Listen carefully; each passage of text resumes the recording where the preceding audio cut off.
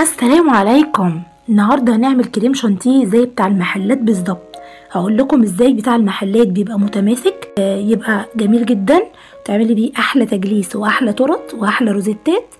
هقول لك على السر بتاعهم. السر بتاعهم في معلقه واحده. انا جبت لكم النهارده السر. لو انتي اول مره تشوفيني، انا فاطمه ودي قناتي على اليوتيوب اسمها الحلو والحدق مع فاطمه.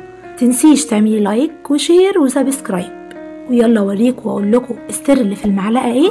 يلا بينا. فطومة ادي حاجة تانية. فطومة فاكلتك.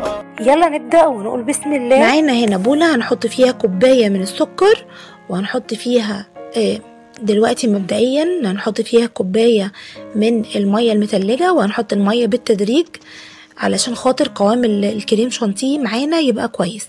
هنحط مية متلجة وتلج كده زي ما انتم شايفين، وهنبدأ ندوب السكر بالمية المتلجة. وبعد ما ندوبهم معانا 4 كيلو من الكريم شانتيه الخام.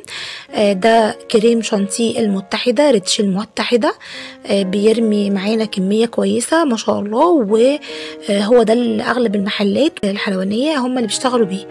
هنبدأ نخفق كده ونقول بسم الله واحدة واحدة. وهقول لكم دلوقتي حالا على السر اللي انا زي ما قلت لكم. السر في المعلقة دي معانا كريم بستري او بستري كريم.